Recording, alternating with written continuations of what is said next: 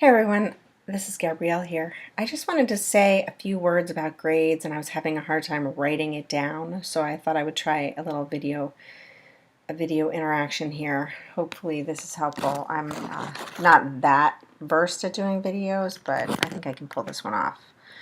So a couple people have asked me about grades, and when Mike and I developed this course, we didn't even want to do any grades, but we have to submit a grade, so we decided to do something a little bit different and offer you an opportunity to self-assess for your final grade. So your final reflection for this class will be an argument about your grade and why you think you should have that grade.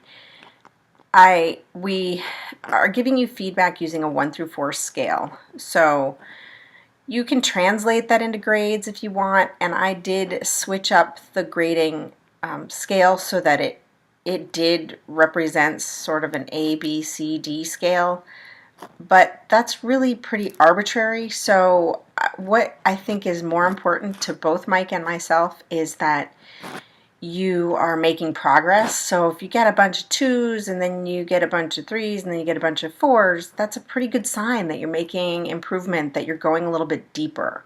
The rubrics that we developed for this course are really about depth and about how much you've elaborated and how insightful you are in terms of your work and how reflective you are. So if you're working at a level 1 and then you move to a level 2, that means you're going a little bit deeper and you're learning a little bit more. So I hope that's helpful in terms of thinking about what is important in terms of your grades. It's not necessary to get all 4s in order to get an A in this course, because we're not averaging those scores. And because we're not averaging those scores, and that's not the value that we've put on those scores, and that's not the purpose of the feedback, getting all 4s isn't necessary in order to get an A. I think that it would be just as meaningful if you made improvement and than if you got all 4s. So just keep that in mind as you're thinking about the grades that you've received or the feedback that you've received from us for your first reflection and the last 2 forum scores. If you're not getting 4s, it doesn't mean that you stink or that you can't get an A in this course.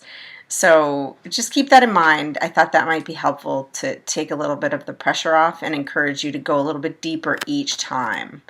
And we're going to talk a lot about grading and feedback and assessment in a few weeks, but I didn't really think this would have been really appropriate for that setting, but it's too far out. I wanted to make sure that you guys knew that there's meaning in making improvement and making changes and growing and going deeper each week. Each week you know more, so it makes sense that you would go deeper each week.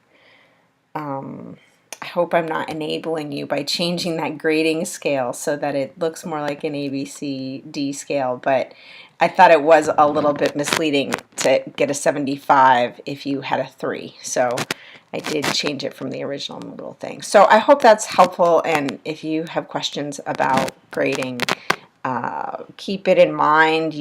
Maybe I'll post this as a forum so that you guys can post questions in relationship to this, but I think it'll be really appropriate when we talk about grading and assessment in a few weeks, and these questions can be addressed there as well, because it's a pretty sticky issue, especially when we're talking about growth mindset, some of the things that we've been talking about. Okay, thanks. I hope this was helpful.